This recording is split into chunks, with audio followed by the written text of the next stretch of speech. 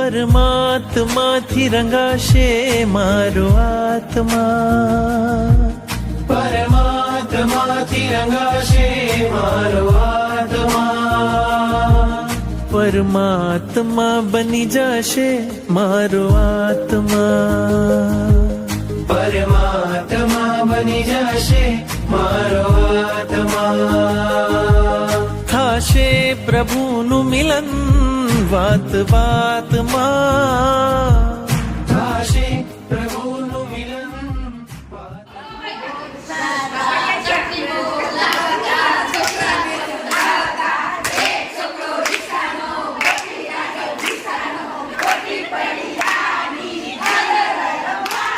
જય શ્રી કૃષ્ણ બા, જય બાબા સ્વામી બા.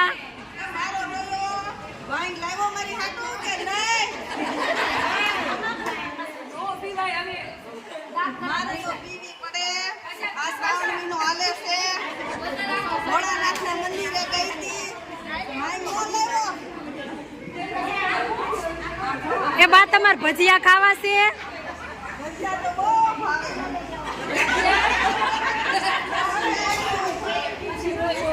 બા શીરો ખાવો છે?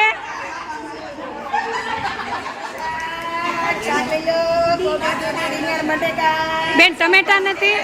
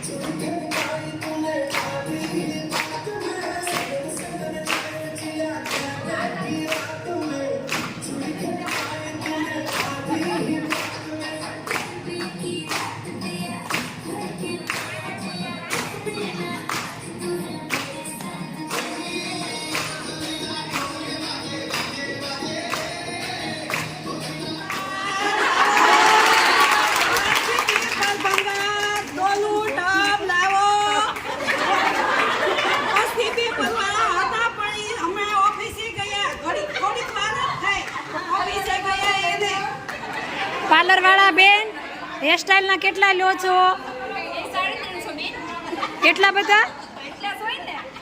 કઈ ખરખું રાખો ને.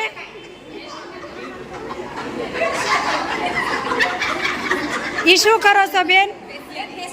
ફેશિયલ ના કેટલા?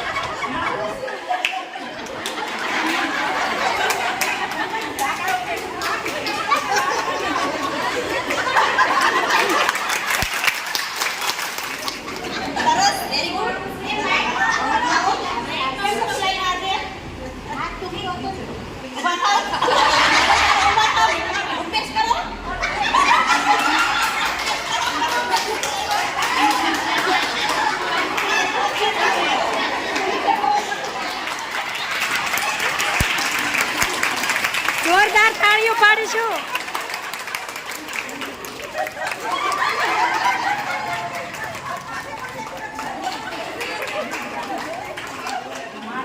આ સુધી આપણે બહાર બ્રહ્માંડ જોતા હતા, પણ જ્યારે સ્વામીના શરણમાં આવ્યા ત્યારે આખું બ્રહ્માંડ આપણને નથી દેખાવાનું. એટલે આપણે ખુદને ઓળખવાનું એટલે ખુદા ઓળખાઈ જશે, ખુદને ઓળખીશું એટલે ખુદા ઓળખાઈ જશે.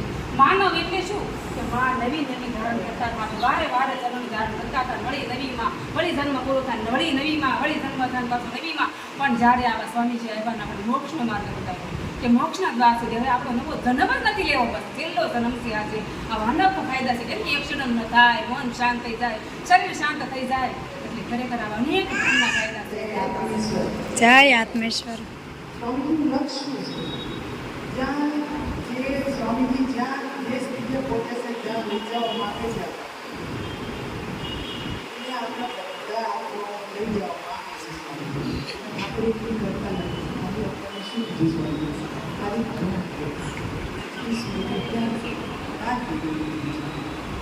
સ્વામીજી સ્ટેજ ઉપર બેઠા બેઠા શા માટે રડે? આપણા માટે રડે છે. એને તો કાંઈ કરવા જરૂરી નથી. તો જે એને જે કરવાનું હતું ને જીવતા જીવ મોક્ષ પામી ગયો છે, તો એને કાંઈ કરવાનું જરૂર નથી. આપણાને એ સ્થિતિએ લઈ જવા માંગે છે, બસ બીજું કાંઈ નહીં. ચાલો, જય